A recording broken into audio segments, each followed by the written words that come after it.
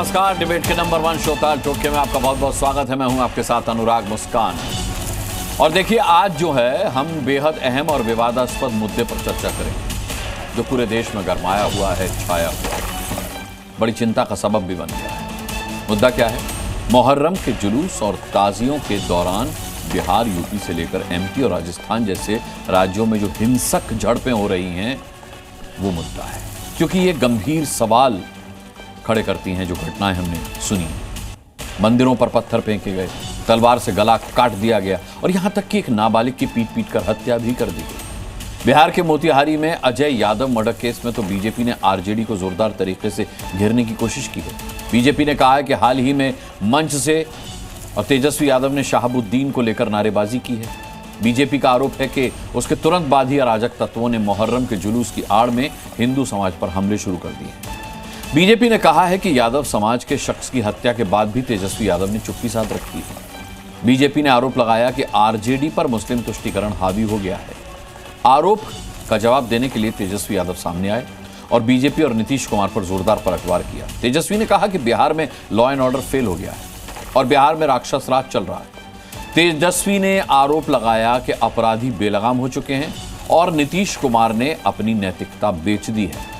ऐसे में सवाल है कि क्या इस बार बिहार चुनाव में जंगल राज वर्सेस राक्षस राज चलेगा और हिंसा का सहारा सियासत में चुनाव के लिए किनारा साबित होगा?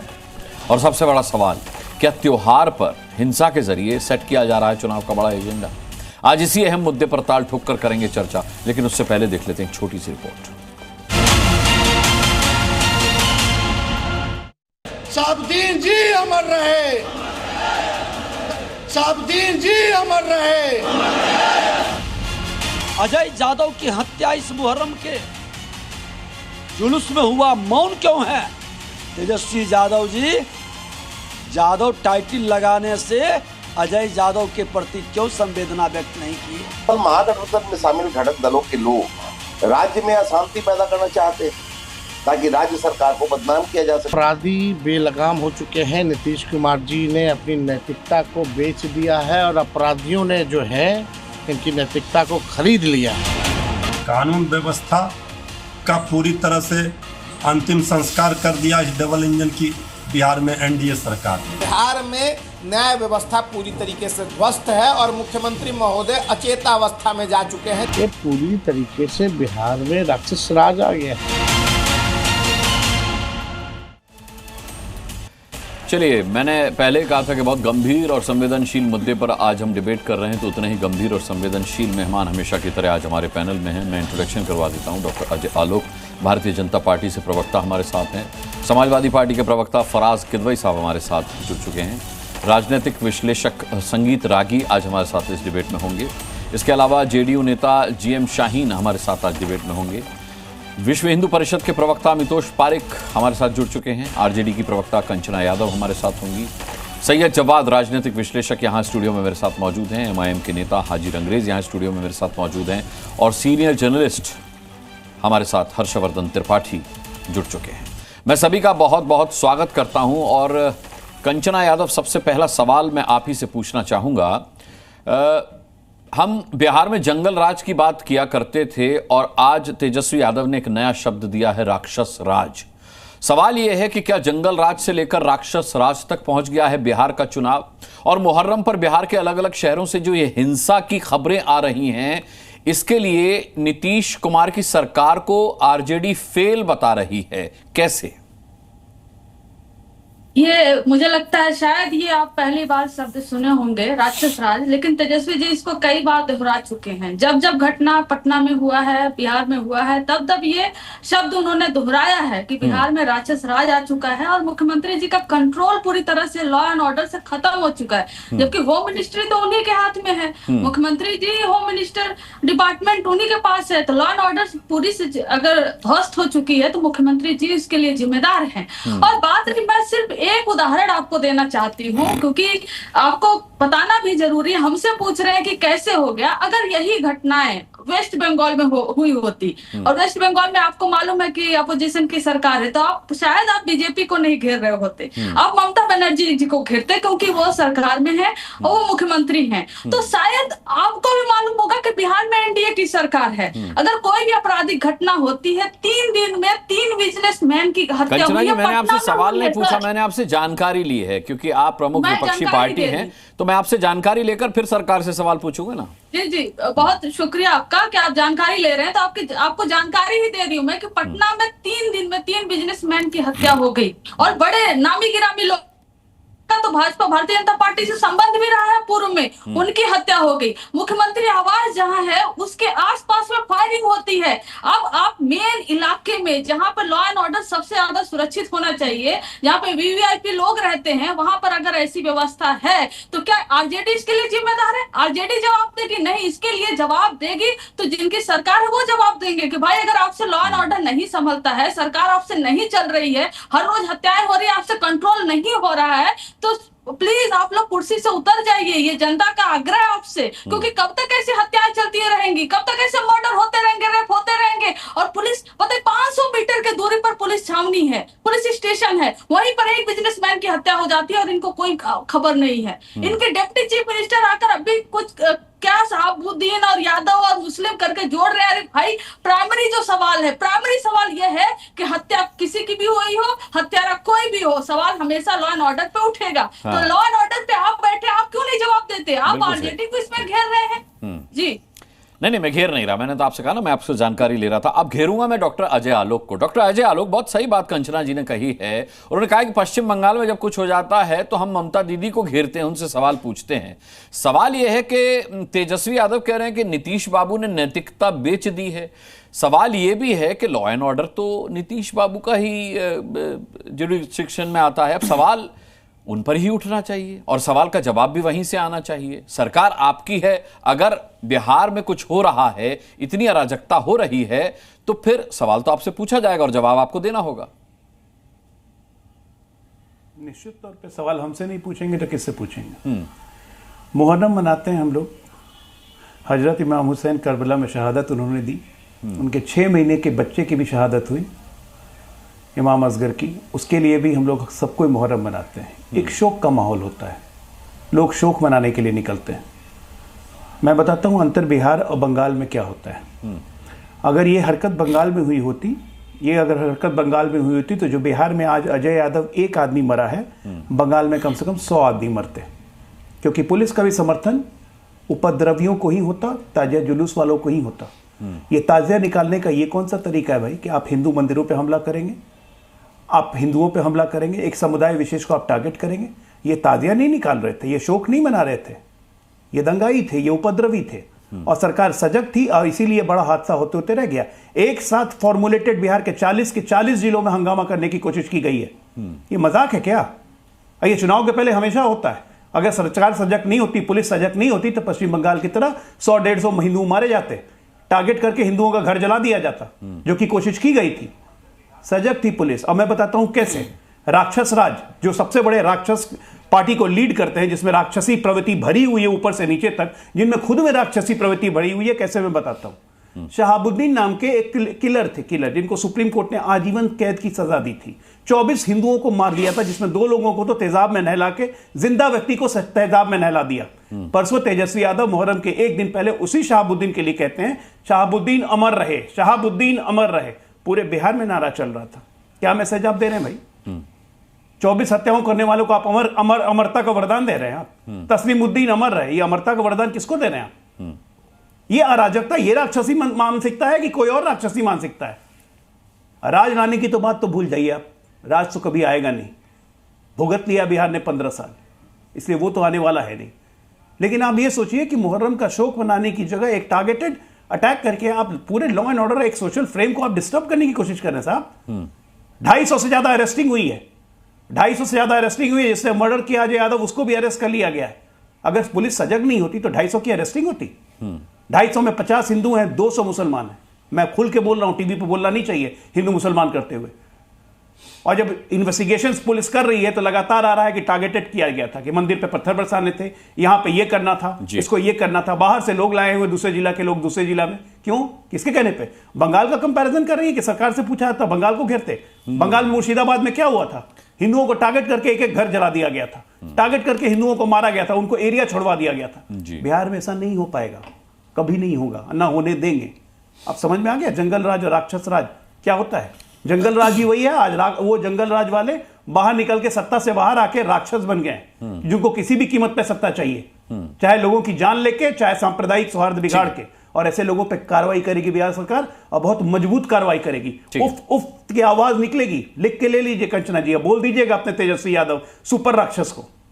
अच्छा, ये जो कर रहे हैं ना, ये हो नहीं से बचिए सर, व्यक्तिगत टिप्पणियों से बचिए, ये आपत्तिजनक है। मैं इसे इंडोर्स नहीं करता, बिल्कुल भी मैं इसकी इजाजत भी नहीं देता। कंचना जी, सवाल ये है, अजय आलोक ने साफ कहा है कि अगर हम पश्चिम बंगाल से तुलना करते हैं और अगर बिहार में राक्षस राज होता तो केवल एक यादव नहीं मरता, एक हिंदू को टारगेट करके नहीं मारा जाता, फिर कई लाशें बिछती, कानून व्यवस्था सजग थी, मुस्तैद थी, इसीलिए बहुत बड़ी वारदात नहीं हो पाई। दरभंगा से यह भी खबर है कि पुलिस पार्टी पर भी हमला करने की कोशिश की गई है। तो कहा यह जा रहा है कि मुहर्रम के बहाने हिंदुओं को टारगेट करने का एक राजनीतिक एजेंडा है जो विपक्ष वहां चला रहा है।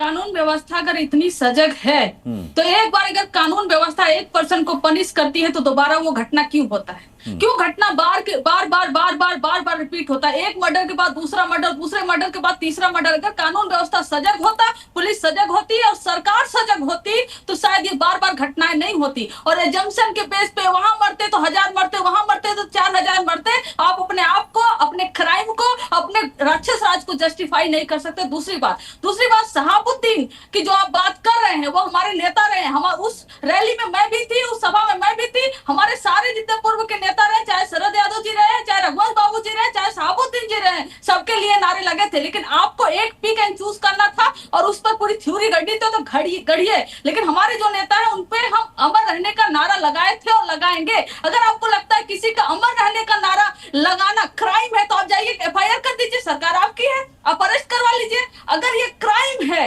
अगर अपने नेता के लिए अमर रहने का नारा लगाना क्राइम है तो आपसे गुजारिश है नेशनल टेलीविजन पर आप जाइए और FIR करवाइए और अरेस्ट करवाइए। नहीं करवाएंगे क्योंकि आपको एक प्रोपेगेंडा चाहिए जिसके इर्द गिर्द आप अपने क्राइम को छुपा लीजिए, लेकिन छुपा नहीं सकेंगे। पूरी तरह से आपकी कानून व्यवस्था ध्वस्त हो चुकी है, अफरा तफरी मची हुई है और जनता परेशान है बिहार में। और आप पूरी तरीके से सरकार को संभाल नहीं पा रहे और इसलिए आपको कुर्सी से उतरना ही होगा। आप कितना भी प्रपंच रट लीजिए, कितना भी प्रपंच आप कर लीजिए अजय आलोक जी। और आपने अभी तेजस्वी जी को राक्षस राज कहा, राक्षस व्यक्ति कहा। मैं आपको कंडेम करती हूँ ऐसे शब्द के लिए। मैं आपको इस नेशनल टेलीविजन पे कंडेम करती हूँ कि इतना व्यक्तिगत होकर डिप्टी चीफ मिनिस्टर जो पूर्व में रहे हैं और लीडर विपक्ष को आप राक्षस बोल रहे हैं। अजय आलोक जी, आपको शर्म आनी चाहिए कि आप प्रवक्ता हैं, आप डॉक्टर हैं, आप इस तरह की भाषा का इस्तेमाल कर रहे हैं। अच्छा, लेकिन कंचना जी, मैंने तो आपत्ति जता दी तेजस्वी यादव को जब उन्होंने राक्षस कहा, लेकिन तेजस्वी यादव जब कहते हैं बिहार में राक्षस राज है तो राज तो नीतीश बाबू का है,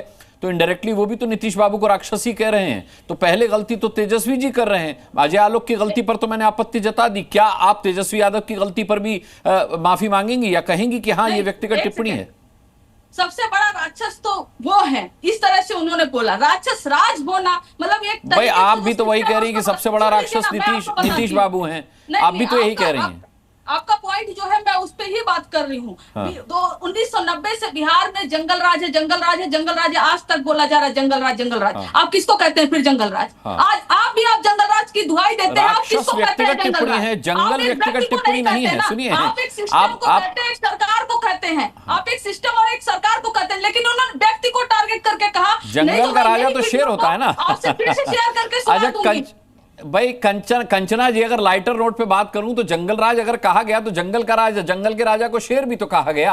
लेकिन सवाल ये कि अगर आप राक्षस कहते हैं तो वो एक व्यक्तिगत टिप्पणी है। खैर, मैं आता हूं आपके पास। अजय आलोक एक काउंटर दीजिए, फिर आगे बढ़ता हूं बाकी मेहमानों के पास।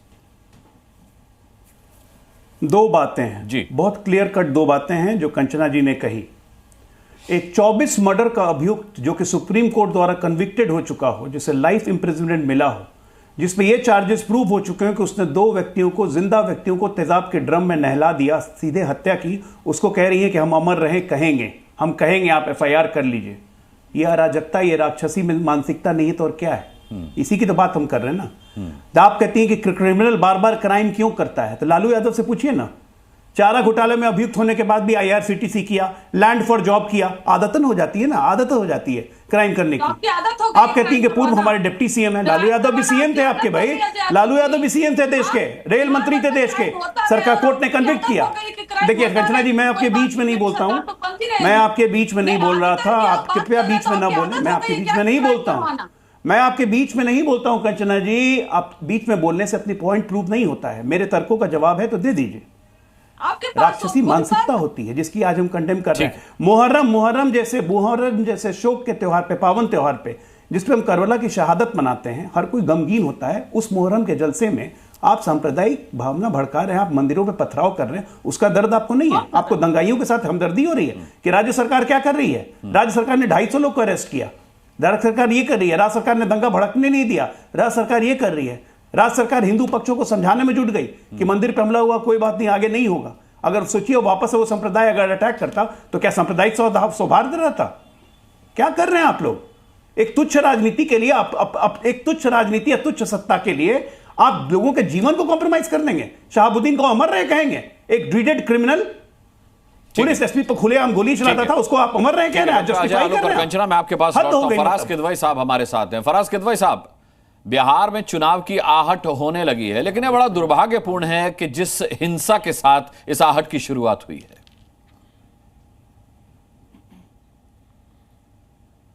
देखिए अनुराग जी, एक चीज बोलते हैं राइटिंग ऑन द वॉल्स।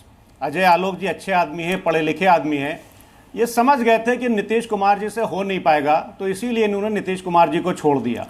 क्योंकि पूरा बिहार आज की तारीख में ये देख रहा है कि बिहार की जो है वो क्या हालत है। मैं आपको एक चीज दिखाता हूं, और एक मैं बात से सहमत हूं अजय भाई की कि बिहार में हमारे हिंदू भाइयों के ऊपर जितना ज्यादा अत्याचार हुआ है उतना तो शायद उत्तर प्रदेश में हुआ है या उसके बाद में बिहार में हुआ है। मैं आपको एक ये खबर दिखाता हूं, इसमें लिखा हुआ है पश्चिम बंगाल में हुआ है कि नहीं हुआ है फराज किदवई साहब? उससे ज्यादा बुरी हाल है बिहार का। अच्छा। मैं आपको सारी सरकारी आंकड़े, सरकारी रिपोर्ट दिखाऊंगा। ये एक खबर अभी 2-3 महीने पहले की है, इसमें लिखा हुआ है torching Dalit homes is a recurring crime in Bihar. मतलब पूरे के पूरे दलित मोहल्लों को आग लगा दी जाती है, उनके घरों को जला दिया जाता है। और ये सब कहां हो रहा है? बहार है, क्या था वो गाना, नीतीश कुमार है। तो ये नीतीश जी के शासनकाल में हो रहा है। और पूरे देश में अनुराग जी, पूरे देश में दलितों के जो घर जलाए जा रहे हैं उसमें से 35% ये जो कांड हैं ये बिहार में हो रहे हैं। अब आप देखिए कि बिहार की अगर आप बात करिएगा, आप जब आदरणीय लालू जी का राज था और उसको अगर आज से कंपेयर करिएगा तो क्राइम 323% से बढ़ चुका है। तो बहार है, नीतीश कुमार है। कहां है नीतीश कुमार? हत्या के मामले में उत्तर प्रदेश के बाद अगर किसी का नंबर आता है तो वो बिहार में आता है। ये कौन सा लॉ एंड ऑर्डर है? ये कौन सा राज है? ना मैं राक्षस राज कहूंगा, ना मैं जंगल राज कहूंगा। आप तो मीडिया में इतने सीनियर पत्रकार हैं, आप ही इसको कोई नाम दे दीजिए कि नीतीश जी के इस राज को कौन सा आप देंगे। अभी कुछ दिन पहले मैं पढ़ रहा था, मधुबनी में एक 8 साल की बच्ची के साथ गैंगरेप हुआ कुछ दिन पहले। तो ये कौन सा लॉ एंड ऑर्डर है? क्या वो जो दलित बच्ची थी वो हमारी हिंदू बच्ची नहीं थी? मैं फिर से बोल रहा हूं कि मैं सहमत हूं। जितना हिंदू भाई बहनों पर अत्याचार हुआ है आदरणीय नीतीश नहीं बोलेंगे ना के शासनकाल में, सेकुलरिज्म बिगड़ जाएगा। अब सुनिए अजय जी, अरे सुनिए तो, मुहर्रम के दंगाइयों पे अरे मैं तो आपके लिए बोल रहा हूं। मैं जो पूरे समुदाय को खड़ा करने की कोशिश कर रहा है, मैं कुछ तो लोगों के कारण पूरे सही बोल रहा हूं। सवाल उठता है, मैं तो उसके लिए आप कुछ नहीं बोलेंगे फराज किदवई, यही दिक्कत है, यही दिक्कत है। अरे अजय जी, मैं तो आपके साथ हूं। जो आप बोल रहे हैं मैं वही बोल रहा हूं कि बिहार में हिंदू भाइयों के साथ बहुत अत्याचार हो रहा है। बिहार की जनता देख रही है, बिहार की जनता ये देख रही है, बिहार की जनता ये देख रही है कि इस साल जो चुनाव होने वाले हैं, बिहार की जनता देख रही है क्या हो रहा है। कोई वोट नहीं देने बिहार की जनता आप जैसे लोगों को भी देख रही है कि जो दंगाइयों का समर्थन दिए उनके खिलाफ एक शब्द नहीं बोलना। अनुराग जी चुप कराइए, ऐसा नहीं होता है। अनुराग जी ऐसे दंगाइयों के खिलाफ। अजय आलोक जी, आपने अपनी बात रख दी, आपने अपनी बात रख दी। अब फराज किदवई साहब को पूरा कर लेने देते हैं। जी, गोपाल खेमका भी हमारा हिंदू भाई था जिसकी हत्या हुई है, और 6 साल पहले जो उनके बच्चे की हत्या हुई है वो भी हमारा हिंदू बच्चा था। मैं तो आपके साथ में हूं। मैं तो कह रहा हूं कि जो अत्याचार हमारे हिंदू भाइयों पर बिहार में हो रहा है, सुशासन बाबू के शासनकाल में, ये बिहार की 8 करोड़ वोटर देख रहे हैं, वहां की जनता देख रही है कि किस तरह से वहां के हिंदू भाइयों के ऊपर अत्याचार हो रहा है। अब मैं आपको एक चीज और बता देता हूं, बहुत सारी चीजें हैं। जैसे आप मान लिए बात करिए कि जो हमारे 5 साल के अंदर जो बच्चे हैं, बिहार की बात मैं कर रहा हूं, जी उसमें 42%, 42.9 to be very specific, 42.9% of the Bihar children जो कि 5 साल से कम है वो स्टंटेड हैं, और 98% लगभग उसमें हिंदू भाई है, हिंदू बच्चे हैं हमारे। तो मैं तो ये बोल रहा हूं अजय आलोक जी कि ये क्या हो रहा है बिहार में कि ना हिंदू बच्चे सुरक्षित, ना हिंदू व्यापारी सुरक्षित, ना हिंदू डॉक्टर सुरक्षित, कोई सुरक्षित नहीं है वहां पर। बिहार की जनता देख रही है। और सुनिए और सुनिए, जब इस कदर में एक और आपको रिपोर्ट दिखा देता हूं, ministry of social justice and empowerment की रिपोर्ट है अनुराग जी। इसके हिसाब से अगर दलितों में कहीं सबसे ज्यादा अत्याचार हो रहे हैं, सुनिए, मैं फिर कह रहा हूं, सर सुनिए, दंगाई थे उन पे कोई कमेंट नहीं। मैं अजय जी आपके पास ही आ रहा हूं, मैं आपके पास आता हूं। जीएन शाहीन साहब जुड़े नहीं है जेडीयू से, तो मैं आप ही से जवाब लूंगा इसका। मैं आता हूं, जरा फराज किदवई साहब पूरा कर लें। जी, ministry of social justice and empowerment की रिपोर्ट है ये मैंने अपने पार्टी कार्यालय में नहीं बनाई है। इसके हिसाब से दलितों में जो सबसे ज्यादा इस पूरे देश में अत्याचार हो रहे हैं, उत्तर प्रदेश नंबर 1 पर है, नंबर 4 पर बिहार है। तो नीतीश कुमार है, बहार है अनुराग जी, नीतीश कुमार है क्राइम में तो सबसे आगे। अगर आप बात करिएगा, मैं तो अभी बैठा हूं पूरा पुलिंदा लेकर के, कि अगर आप अस्पतालों की बात करिएगा, शिक्षा की बात करिएगा, डेवलपमेंट की बात करिएगा, एग्रीकल्चर की बात करिएगा, आप बात करिएगा मैन्युफैक्चरिंग टू जीडीपी रेशियो, इन सब में बिहार को नीतीश कुमार जी ने 25 साल पीछे ढकेल दिया है। और मैं ये नहीं कह रहा हूं, ये पूरा अगर मैं आपको किताब का नाम दे दूंगा, इस किताब में पढ़ लीजिएगा, सब समझ में आ जाएगा कि बिहार की नीतीश कुमार है, बहार है। बिहार में जो इन्होंने क्राइम की बिहार में जो क्राइम की बहार लाए हैं नीतीश कुमार जी, जनता देख रही है। आदरणीय तेजस्वी यादव नवंबर में बिहार प्रदेश के मुख्यमंत्री होंगे। ठीक है, मुझे इंतजार है जीएम शाहीन जेडीयू से हमारे साथ जुड़े और मैं इस सवाल का जवाब उनसे लूं, लेकिन उससे पहले संगीत रागी साहब का रुख करूंगा। संगीत रागी जी, ये जो आंकड़े फराज किदवई साहब दिखा रहे हैं, जिसमें बिहार को वो चौथे नंबर पर रख रहे हैं हिंदुओं पर, दलितों पर अत्याचार के मामले में, वो कह रहे हैं कि भाई पश्चिम बंगाल से ज्यादा टारगेट जो है दलित और हिंदू बिहार में किए जाते हैं। तो सवाल ये कि सिर्फ मुहर्रम में तो ये आंकड़ा बना नहीं होगा। अनुराग जी, बड़ी अच्छी बात उन्होंने कही। फिर उत्तर प्रदेश के मुसलमानों को तो इतना बेचैन होना नहीं था जितनी बेचैनी हो रही है। बेचैनी तब तो हिंदुओं में होनी चाहिए थी। योगी सरकार के खिलाफ आक्रोश जो है, समाजवादी पार्टी कहती है कि मुसलमानों के साथ अन्याय हो रहा है, उनके प्रवक्ता यहाँ टेलीविजन पर आकर के कहते हैं कि हिंदुओं के साथ अन्याय हो रहा है। दूसरी बात, बिहार के अंदर यदि आप स्टैटिस्टिक्स देखेंगे तो प्रति एक लाख पे जो पहले दर हुआ करती थी वो 4.4% हुआ करती थी, जो क्राइम रेट जो था, वो आज के दिन में 2023 का आंकड़ा है वो 2.1% पर आ गया है। आप 2003 में 3,652 मर्डर थे, 2004 में 3,861 मर्डर हुए थे, 2005 में 3,471 मर्डर हुए थे, 8,179 राइटिंग्स हुए करते थे। ऑलमोस्ट 10,000 राइटिंग्स ने ईयर हुआ करता था बिहार में। ये सीरीज खत्म हो गई हैं बिहार में। और मैं ये नहीं कह रहा हूँ कि वहाँ पर मर्डर आज के दिन में नहीं होते हैं, मैं ये नहीं कह रहा हूँ कि एकदम क्राइमलेस हो गया है, कोई भी समाज नहीं होता है। लेकिन जब हम तुलना करने लगते हैं तो जंगल राज का और आज के दिन में फर्क ये पड़ता है कि हम जब पटना में जाया करते थे तो 8 बजे के बाद हमारे बड़े बुजुर्ग कहते थे कि बाहर मत निकलिएगा। अच्छा। और आज के दिन में हम रात के 1 बजे भी यदि गाड़ी से अपने गांव जाना चाहें तो हमको कोई पुलिस प्रोटेक्शन की जरूरत नहीं पड़ती है। दूसरी बात, एक मुख्यमंत्री हुआ करते थे, उनकी बेटियां जिस स्वर्णालय में घुसती थी और जो गहने पसंद आ जाते थे वो लेकर के चली आती थी। दुकान की हिम्मत नहीं होती थी कि कह दे कि मैडम आप मत लेकर के चाहिए। कार जो पसंद आता था, और बच्चे का जो अपहरण संस्कृति था, पटना के डॉक्टरों के बच्चे अपहरित कर लिए जाते थे और एक मुख्यमंत्री होते थे जिनके पास यदि पहुंच होती थी तो शाम में बच्चा मिल जाता था, नहीं तो उनको करोड़ों करोड़ रुपए अपनी कमाई के देने पड़ते थे। एक डॉक्टर, बड़ा प्रसिद्ध एक उदाहरण है, गया का एक डॉक्टर था, एक बहुत अच्छी कार खरीद करके लाया था, उससे पूछ करके उसकी चाबी लेकर के चलाया, बेचारा शाम तक वो टहलता रहा, नहीं मिला। बाद में पता लगा कि एक मुख्यमंत्री के आवास पर आसपास जो है वो मंडरा रही है कार, उनके लोग जो है उसको चला रहे हैं।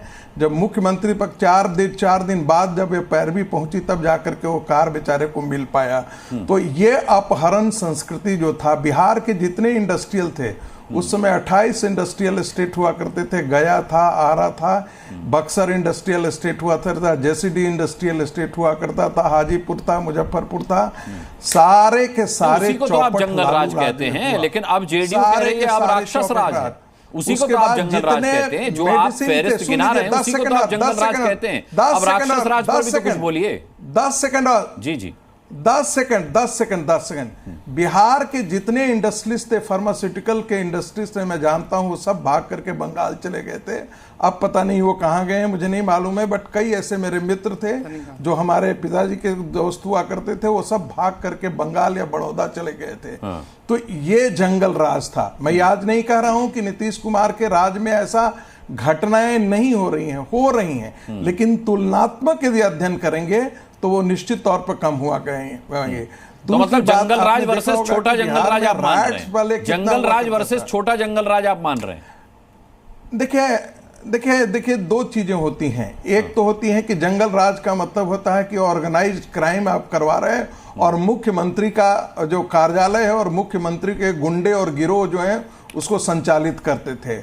आज कोई ये नहीं कह सकता है कि नीतीश कुमार जो है ऐसे गुंडों को संचालित कर रहे हैं या परस्ट्रे दे रहे हैं या उनको संरक्षण दे रहे हैं। तो ये दोनों में अंतर होता है। किसी भी प्रदेश में, दुनिया के अच्छे से अच्छे जगह भी आप जाएंगे तो लॉ एंड ऑर्डर को लेकर के मर्डर और अपहरण होता है, ऐसा नहीं कि नहीं होता है। लेकिन महत्वपूर्ण प्रश्न है कि उसे संरक्षण दिया जा रहा है या नहीं दिया जा रहा है। आज कोई नहीं कह सकता है कि उनको संरक्षण किया जा रहा है। लालू के राज में लालू के घर से इन सभी लोगों को संरक्षण दिया जाता था। ठीक है। मैं संगीत रागी लौटता हूं आपके पास। सही है, जवाब का रुख करूं उससे पहले इसका काउंटर कंचना जी से लेना बहुत जरूरी है, क्योंकि ऑर्गेनाइज्ड क्राइम की बात की है। कहा गया है कि लालू राज में ऑर्गेनाइज्ड क्राइम होता था, जिसे हम जंगल राज कहते हैं। अब क्राइम हो रहा है बिहार में, लेकिन वो ऑर्गेनाइज्ड नहीं है। कंचना नहीं, मुख्यमंत्री नहीं, इन्होंने ऐसे बताया कहानी, 1 सदी में एक मुख्यमंत्री हुआ करते थे।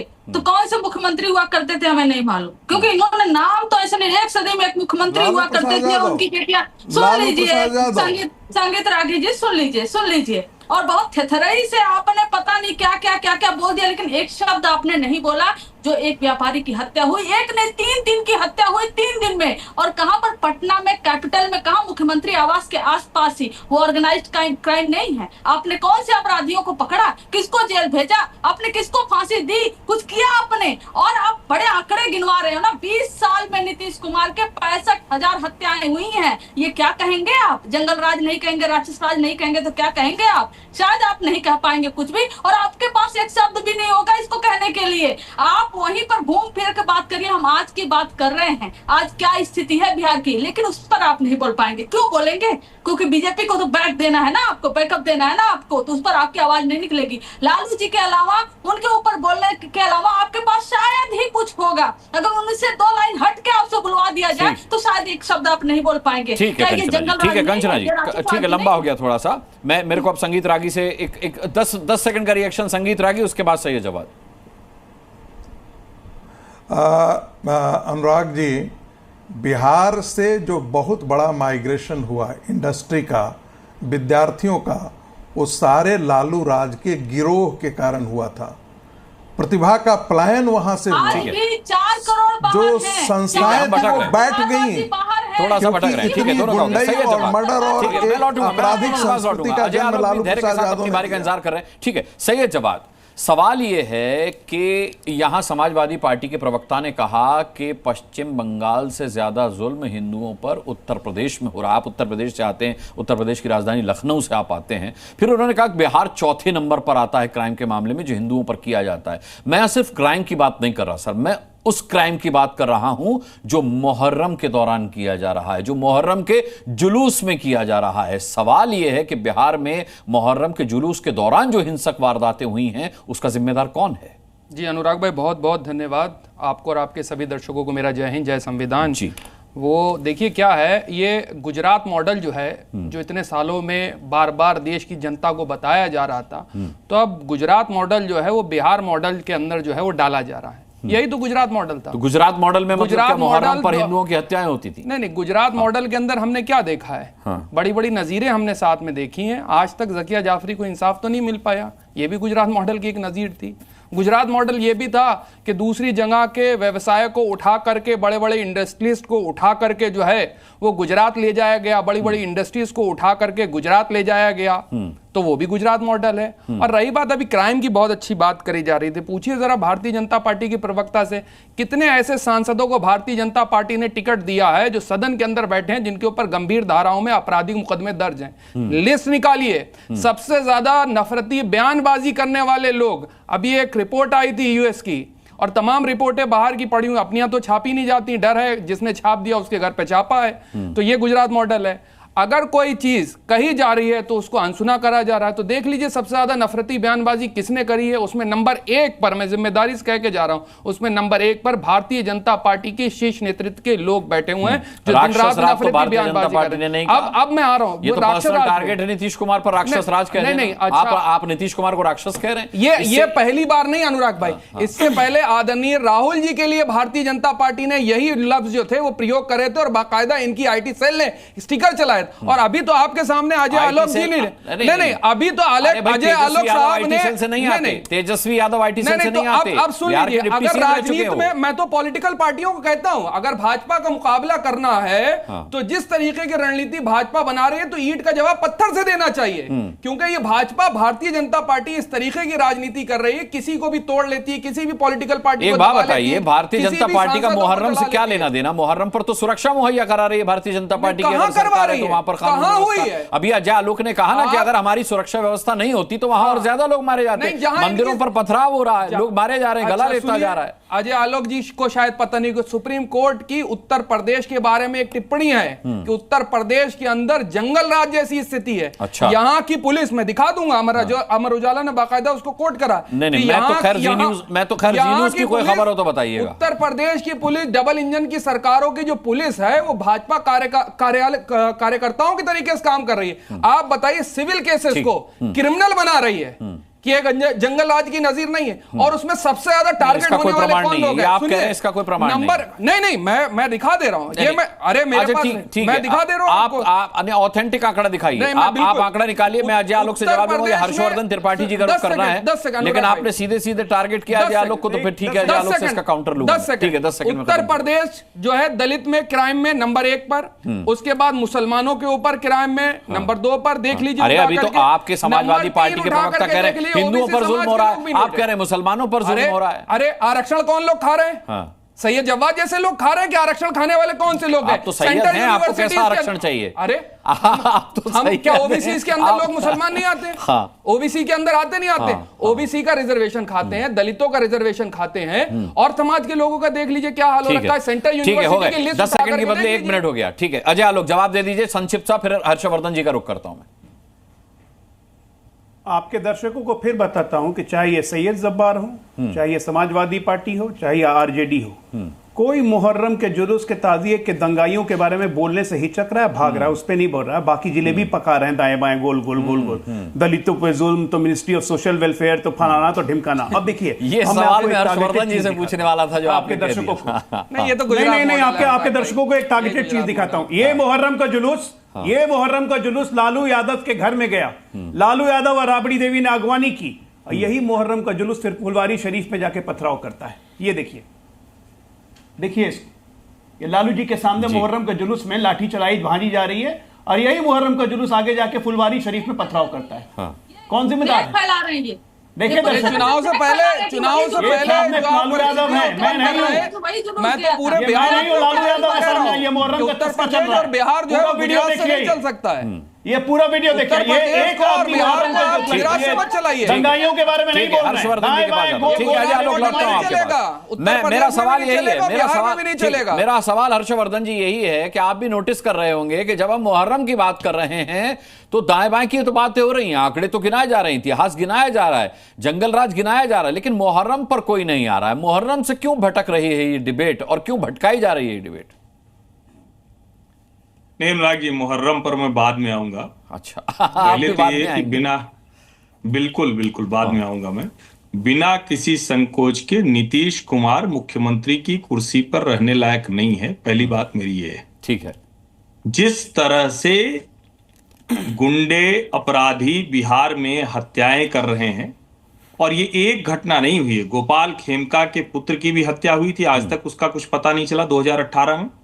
और गोपाल खेमका तो भारतीय जनता पार्टी से जुड़े हुए थे, वो तो उनके नेता भी थे और बड़े कारोबारी थे। पटना में ये सब हुआ, किसी भी राज्य में हो सकता है, मैं कई बार पहले भी कह चुका हूं, फिर दोहरा रहा हूं, किसी भी राज्य में हो सकता है। आप घटनाएं तुरंत होने से कम कर सकते हैं, एकदम से खत्म नहीं कर सकते, लेकिन उसके बाद क्या प्रतिक्रिया हुई आप मुझे जरा सोच कर बताइए। नीतीश कुमार गृह मंत्री भी हैं, गृह मंत्री और मुख्यमंत्री नीतीश कुमार का कोई बयान आपके पास है टीवी पर चलाने के लिए? अगर अनुराग जी हो तो अपनी टीम को बोलिए कि जरा उसको निकाल के बिल्कुल ठीक। शर्मनाक व्यवहार सरकार का है, इससे शर्मनाक व्यवहार कुछ नहीं हो सकता कि जो व्यक्ति मुख्यमंत्री है, गृह मंत्री है, कम से कम निकल कर जाते, कुछ कहते, कोई ऐसी बात सामने आती जिससे लगता कि हाँ अपराधियों से लड़ने के लिए यह सरकार का संकल्प है, लेकिन वो सब नहीं कर पाए। अब इसका दूसरा पहलू है मुहर्रम वाला। मुहर्रम में अजय यादव की हत्या मैंने पहले देखा पीट कर, फिर कहीं लिखा हुआ है तलवार से काट कर। बाप रे बाप, ये तो कलेजा दहलाने वाला है। किसी के भी रिलीजियस मजहबी ऐसे मसले पर, उस दिन पर, उस समय पर ये क्यों होता है भाई? और देश के हर हिस्से में होता है। हिंदू त्योहार हो तब पत्थरबाजी हो जाए, तब उसके ऊपर जुलूस के ऊपर ईंट पत्थर चल जाए, तब तलवारें चल जाए, दंगा हो जाए। कहीं कुछ हो, मुर्शिदाबाद में हिंदुओं का घर जला दिया जाए, उनको मार दिया जाए। पता नहीं इस पर कोई बात करने से क्यों डरता, पता नहीं वो सेकुलर वाला मसला नहीं चलता है, या अजय यादव है, मुसलमानों का जुलूस था, इस तरह का कुछ मसला है। तो मुझे साफ साफ कहने में जरा सा भी एतराज नहीं है कि बेईमानी बंद करिए भाई लोग, बहुत हो गई बेईमानी। जनता जिसको चुनना है उसको चुन लेगी, वो आपके तमाशे से, आपकी नौटंकी से नहीं डरती है, उससे तय भी नहीं करती है। और देश की जनता को आज के समय में, वो पुराना समय चला गया जब नहीं पता चलता था और सब कुछ जेल से हो रहा है, कोई बड़ा अपराधी है। और मुझे इस पर घोर ऐतराज है अनुराग जी। कोई भी पार्टी किसी को भी महान बनाए ये चलेगा, लेकिन डॉक्टर राजेंद्र प्रसाद की धरती सीवान है। उन डॉक्टर राजेंद्र प्रसाद को तो कभी याद नहीं किया, लेकिन अगर शहाबुद्दीन जैसे अपराधी माफिया को अमर रहने की बात कर रहे हैं तो ये शर्म की बात है। उस बिहारी को शर्मसार करता है जो देश के महान नायकों की, महान धर्मों की, महान नीति की, महान शिक्षा की भूमि है। ये सचमुच शर्मसार करने वाला। बहुत मिला जुला सा रिएक्शन, बहुत बैलेंस रिएक्शन हर्षवर्धन त्रिपाठी जी का रहा। अमितोष पारिक, मैं आपके पास हाजिर अंग्रेज आता हूं। अमितोष पारिक, सवाल यह है कि बहुत मौजूद सवाल उठाया हर्षवर्धन जी ने कि अब तक नीतीश बाबू का कोई बयान नहीं आया, सुशासन बाबू उनको कहा जाता है और उनके इस सुशासन की हवा निकलती हुई दिखाई दे रही है। सवाल ये उठता है कि सिर्फ ये कह देने से पल्ला झाड़ना नहीं पूरा हो जाता कि भाई वो जो दंगाई थे वो बाहर से आए थे, ये तो लोकल मुसलमान थे ही नहीं जो मुहर्रम के जुलूस के बहाने घुसे और मंदिरों पर पथराव किया या अजय यादव की हत्या कर चले गए। कानून व्यवस्था आपके हाथ में है। अगर आप किसी दंगे को, हिंसा को नहीं रोक पा रहे हैं, अगर आप बाहर से दंगाइयों को अपने राज्य में आने से नहीं रोक पा रहे हैं, तो फिर आपकी सरकार फेल है। अनुराग जी, सबसे पहली बात तो मैं ये स्पष्ट कर देता हूं कि देखिए मुहर्रम के जितने भी वायलेंस हुए हैं, मुझे नहीं पता कि किसने कितना इसको नोट करा है, लेकिन जो वायलेंस मुहर्रम के, या तो 17 साल के बच्चे को मारने का हो, या 22 साल के लड़के को मारने का हो, या मंदिर पे पथराव हो, या इस्लामिक झंडे दिखाने का हो, या स्टोन पेल्टिंग का हो, या फिर नारेबाजी करने का हो, ये जो मेजर वायलेंस जो हुआ है, ये कॉन्कॉक्टेड वायलेंस जो हुआ है, ये ऑर्गेनाइज्ड वायलेंस जो हुआ है, ये हुआ है या करवाया गया है? क्यों? राज्य देखिए चिन्हित करते हैं, राजस्थान सरकार भारतीय जनता पार्टी, बिहार सरकार नीतीश जी की, उत्तर प्रदेश सरकार भारतीय जनता पार्टी की। तो ये करवाए गए हैं या ये हो रहे हैं या ये लॉ एंड ऑर्डर को फेल करवाने की साजिश है या फिर ये इलेक्शन से पहले एक ऐसी साजिश है। और मैं इसलिए पूरी जिम्मेदारी अनुराग जी आपके सामने कहता हूं क्योंकि वही तेजस्वी यादव जब इलेक्शन की रैलियां निकालते हैं, इमारत शरिया के साथ मंच को शेयर करते हैं, जो कहते हैं कि वक्फ को बचाओ, दस्तूर बचाओ के नारे लगाते हैं, जो कहते हैं हम सरकार में आएंगे तो वक्फ को डस्टबिन में फेंक देंगे, अमेंडमेंट एक्ट को, जिनको कहते हैं कि temple is a mental slavery, जिनके लगातार तरीके से नारेबाजी और अमर के नारे लगा दिए जाते हैं, जिनकी सरकार का पूरा इतिहास रहा है, जिनके साथ के एलआईसी जो है अनुराग जी, वो कोई लाल टोपी लगाता है जो राम भक्तों के खून से सनी हुई है, कोई हरी टोपी पहनता है जो कि फॉर्डर स्कैम और जंगल राज की बात बताता है, कोई काली टोपी भी पहनता है, उसकी रेखा है सिर्फ माइनॉरिटी अपीसमेंट की भविष्य की बात करती है, या फिर वो ममता जी जो सिर्फ कट्टरपंथियों के लिए ममता दिखाती है। ये सारे एक है, ये सारे विरोधी है और विरोधी सरकार के नहीं है, ये विरोधी देश के, ये विरोधी हिंदू के, ये विरोधी है कांवड़ के, ये विरोधी है मंदिर के, ये विरोधी है सनातन के। बताइए ना कांग्रेस सरकार के इनके एलाइंस के देश में कौन से हुए हैं? बताइए, बात चुप हो जाएंगे। लेकिन जानबूझ के मोहर्रम के आड़ में हिंदुओं के घर जलाना, पथराव करना, बलात्कार करना या फिर पथराव करके बलगना काट देना, कौन है भाई? कौन है? ये वो रेडिकल अप्रोच का एक गुट है जो एक साथ होकर पूरे देश में हिंदू और मुसलमान की राजनीति करता है। हिंदू खत्म और मुसलमान बढ़ता रहे, ये राजनीति है। काली टोपी वालियों को जो काली टोपी पहन करके देश के अंदर जगह ठीक है और जो है संविधान, अच्छा सही है जवाब, सही है जवाब। देश का स्वार्थ बिगाड़ते हैं, काली टोपी वालों को भी लोग ठीक है, ठीक है। आप हाजी रंगरेज साहब का समय खा जाएंगे। फिर मैं अमितोष पारेख खत्म कीजिए, फिर मैं हाजी साहब का रुख करता हूं। मैं यही बोल रहा हूं अनुराग जी, मैंने यही बात स्पष्ट करी कि ये सारे ऑर्गेनाइज चीज है भाई, ये करवाई जा रही है। क्यों? क्योंकि जब इलेक्शन होता है और अभी यही हिंदू के साथ हो रहा होता है और हिंदू कहीं पे एक्यूज होता है, ठीक है, यही लोग आप ही के मन से बोलते हैं। अपराध होने के बाद आप कहेंगे कि कानून व्यवस्था को चैलेंज करने के लिए अपराध किया गया, कानून व्यवस्था को फेल कराने के लिए अपराध किया गया, तो ये जस्टिफाइड नहीं है सर, ये जस्टिफाइड नहीं है। कानून व्यवस्था फेल क्या हुई? रोक दी गई कानून व्यवस्था भी अच्छी रोक दी गई अनुराग जी। नहीं होती तो क्या हर्षवर्धन को जोड़ना चाह रहे हैं, यही समाजवादी पार्टी को जोड़ना चाह रहे है तो हम कुछ नहीं बोलेंगे। नहीं अनुराग जी, देखिए इस पर तो मैं समझ ही नहीं पा रहा हूं कि नीतीश कुमार की सरकार का बचाव किस तरह से किया जा सकता है। और अगर कोई जानबूझ के कुछ कर दे रहा है तो इतना अगर कमजोर, इतना न काम करने वाला मुख्यमंत्री तो उसको क्यों कुर्सी पर होना चाहिए? कितने समय से आपने देखा होगा कि नीतीश कुमार जिस पद पर हैं उस पद की गरिमा का ख्याल रख पा रहे हैं? ये क्या आपने देखा है क्या? और उसके बाद कोई बहाना निकले, मुझे तो ये समझ में नहीं आता। राजनीतिक तौर पर नीतीश कुमार के अच्छे कामों की प्रशंसा हमने खूब की, 2005 से खूब जमकर हमने किया, लेकिन अब कृपा करके सुशासन बाबू जैसा शब्द ना बोलिए। हाँ, सुशासन बाबू कहलाते, मैं नहीं कह रहा हूं सुशासन बाबू, नहीं, अब इसका इस्तेमाल गलत है, उनके लिए प्रचलित है ना, तो इसलिए मैंने उन्हें याद दिलाया कि सुशासन बाबू कहलाते हैं, ये कैसा सुशासन है। मेरा सवाल यही था हर्षवर्धन जी, आप बिल्कुल सही कह रहे हैं। हाजी रंगरेज, अब देखिए जीएम शाहीन साहब अब तक नहीं जुड़े हैं, जो उनकी पार्टी के नेता थे, शायद वो जानते होंगे कि जवाब देना थोड़ा मुश्किल रहा होगा, या मुझे नहीं पता, कोई टेक्निकल फॉल्ट भी हो सकता है। हाजी रंगरेज साहब, सवाल यह है कि अगर मुहर्रम पर इस तरीके का दंगा फसाद होता है, हिंसा होती है, मर्डर होते हैं, पथराव होता है, और ये कहा जाता है कि कानून व्यवस्था को फेल करने के लिए सब षड्यंत्र किया जा रहा है, तो आप मानते हैं कि मुसलमानों को इस्तेमाल किया जा रहा है? क्या मुसलमान इस्तेमाल हो रहा है? देखिए अनुराग भाई, पहली बात तो मैं अपनी बात शुरू कर रहा हूँ, जिस तरीके से मैं कह रहा हूँ कि जहाँ पर भी हिंसा हुई है उसको हम कंडेम करते हैं, हिंसा नहीं होनी चाहिए, त्योहारों के दौरान नहीं होनी चाहिए। मगर मैं एक बात पूछना चाहता हूँ कि पूरे देश में मुहर्रम का त्यौहार मनाया गया, मगर जहाँ जहाँ डबल इंजन की सरकार है वहाँ पर ही क्यों लॉ एंड ऑर्डर का जो है ये फेलियर रहा? क्योंकि वो जानबूझकर इस तरीके का एक माहौल बनाया जाता है, जब भी हिंदू त्यौहार आते हैं तभी पत्थर की बात आ जाती है, तभी दंगे फसाद शुरू हो जाते हैं, जब मुसलमानों के कोई त्यौहार आते हैं तब इस तरीके की बात हो जाती है। तो ये दिखाया जाता है कि किसी तरीके से हिंदू भाइयों को, 100 करोड़ हिंदू भाइयों को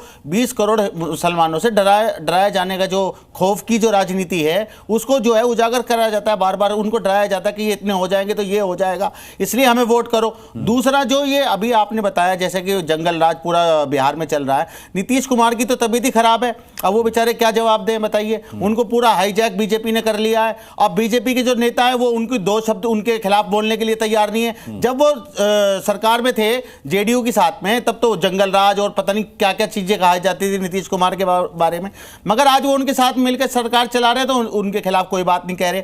मगर मेरा बार बार यही कहना है कि लगातार जिस तरीके से मुसलमानों के त्योहारों को निशाना बनाया जा रहा है और जिस तरीके से हत्याएं हो रही है जहां डबल इंजन की सरकारें हैं, नीतीश कुमार हो, जहां जहां भाजपा की सरकार है, वहां महिला अपराध देख लीजिए आप। महिलाओं में यूपी में सबसे ज्यादा अपराध महिलाओं के खिलाफ अगर होते हैं तो यूपी में होते हैं। मैं आपसे सवाल, मेरा सवाल नहीं समझे। मैं मान रहा हूं आपकी बात कि कानून व्यवस्था फेल है, मैं मान रहा हूं नीतीश कुमार की सरकार फेल है, लेकिन मैं आपसे क्या कह रहा हूं कि जो हत्या हुई है इसका इल्जाम मुसलमानों पर है। मुहर्रम के दौरान ये किया गया, जो मंदिर पर पथराव हुआ उसका इल्जाम मुसलमानों पर है, जो मुहर्रम पर किया गया। मेरा सवाल ये था कि कानून व्यवस्था भले ही फेल हो, लेकिन क्या आपको लगता है कि मुसलमानों का इस्तेमाल किया जा रहा है? देखिए, मैं कह रहा हूं मुसलमान इस्तेमाल हो रहे हैं। मैं क्या कह रहा हूं अनुराग भाई, जिस तरीके से त्योहार के दिन ऐसी बातें हो जाना, मैं कहता हूं हम हिंसा का कभी भी समर्थन नहीं करते।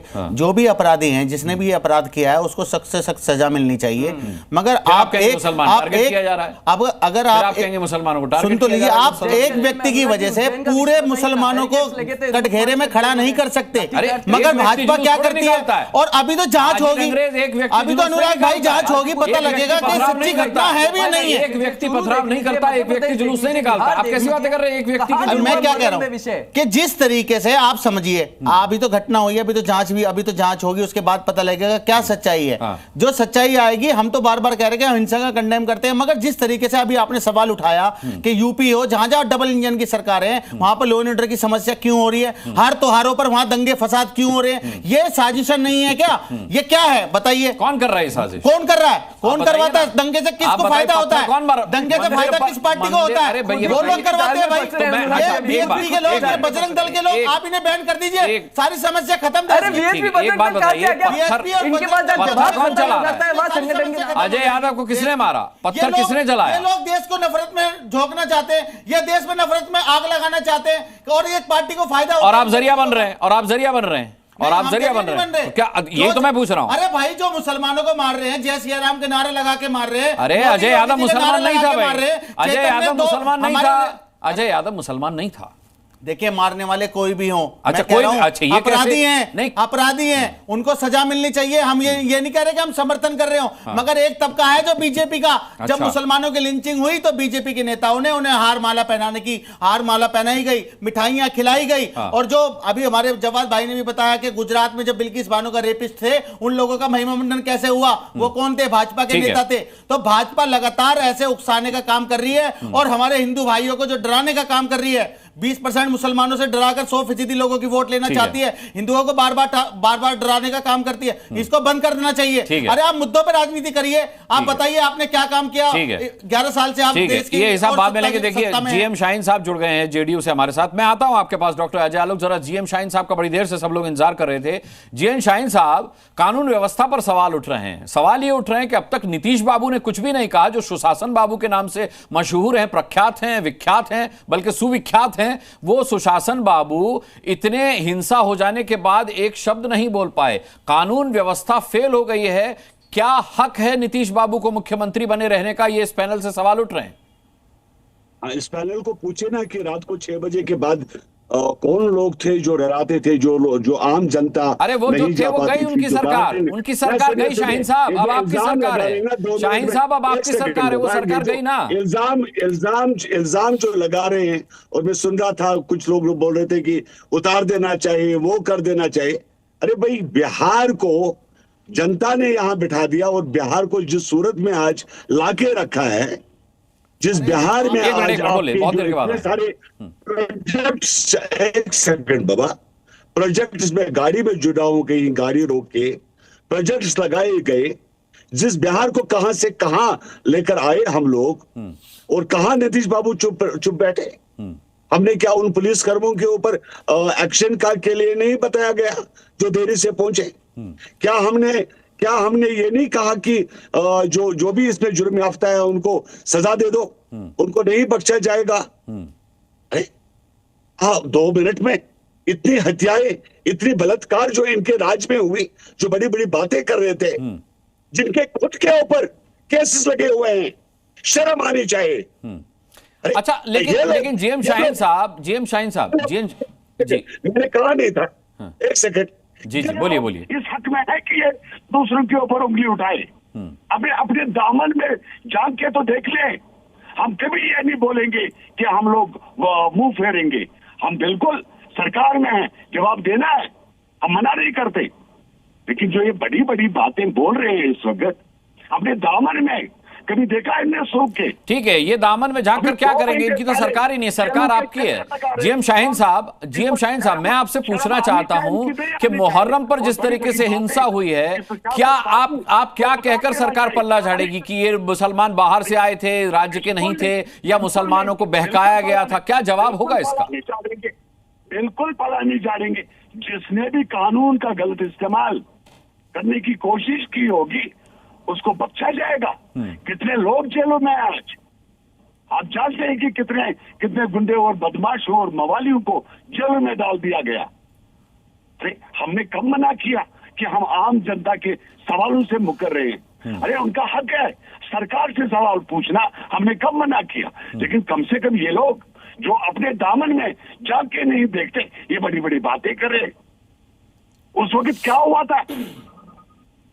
उस वक्त इन लोगों का क्या हुआ था? जी, थोड़ी सी जिम्मेदारी तो ले लीजिए, हत्याओं की जिम्मेदारी थोड़ी सी तो ले लीजिए। सरकार में बैठे हैं आप, मुख्यमंत्री आपके हैं, होम मिनिस्टर आपके हैं, थोड़ी तो शर्म कर लीजिए, थोड़ी सी आज की बात कर लीजिए, थोड़ी सी बिहार की जनता को सांत्वना दे दीजिए, थोड़ी सी उनको कह दीजिए कि नहीं होगा हम लोग कार्रवाई करेंगे। क्या बोल रहे हैं आप? क्या 1990 की बात कर? बिहार की जनता, बिहार की, ठीक है, जवाब देने दीजिए। कंचना जी, आपका सवाल हो गया, जवाब देने दीजिए जीएम शाहीन साहब को। सवाल से पीछे हटेंगे, कभी हमने ये बात नहीं की। जनता को पूरा हक है, वो सवाल पूछ सकती है और सरकार का काम है उनका सुरक्षा देना। हम कभी इनकार नहीं करेंगे। नहीं जीएम शाहीन साहब, नहीं जाएगा। लेकिन इल्जाम ये भी लग रहा है कि बिहार में अब चुनाव आने वाले हैं तो हिंदुओं को डराने के लिए मुसलमानों को टारगेट किया जा रहा है। अरे पापा ऐसा सुनिए, जो भी लोग हैं इसमें, मैंने कहा किसी को बख्शा नहीं जाएगा। आप देखेंगे 24 घंटे के अंदर आप उनको सलाखों के पीछे देखोगे। ठीक है, जीएम शाहीन साहब बने रहिएगा। मैं जानता हूं कि आप दूर दराज के इलाके में हैं और इस वक्त आप अपनी कार से हमारे साथ लाइव हैं।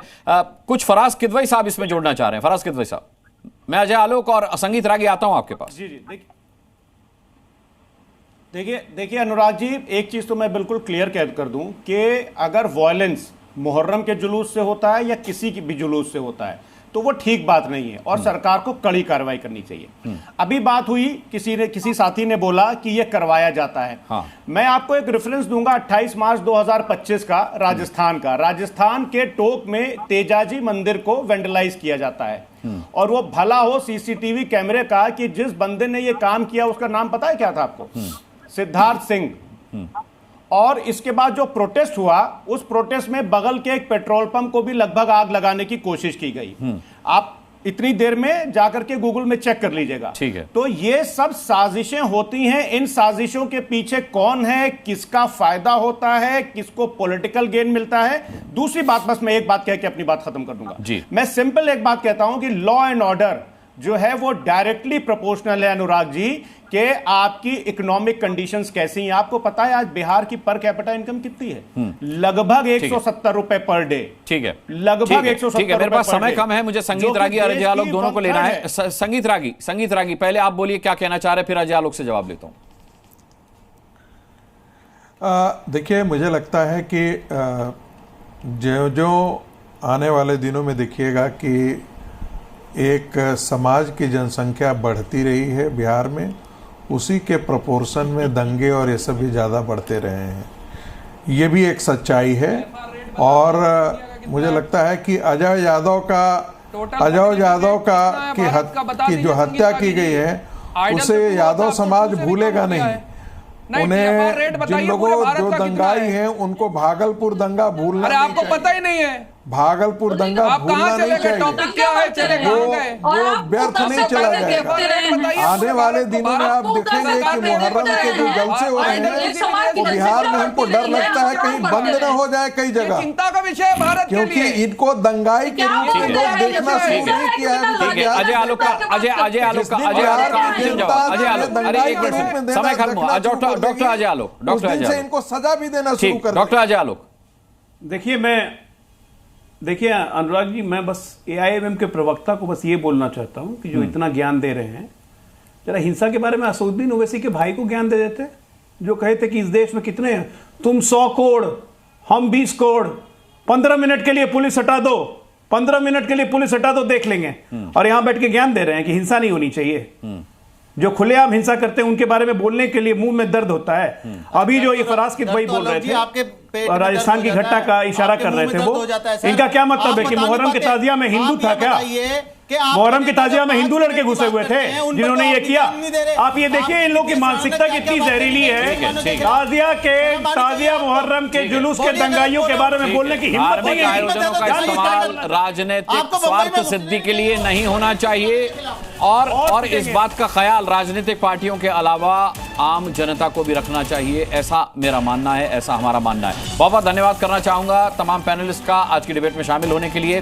आप दर्शकों का भी बहुत बहुत धन्यवाद ताल ठोक के देखने के लिए। कल शाम 5 बजे फिर जुड़ेंगे, पूछेंगे एक सवाल, ठोकेंगे ताल। तब तक के लिए अपना बहुत बहुत ख्याल रखिएगा। मुझे अभी के लिए इजाजत दीजिए। नमस्कार। जी न्यूज़।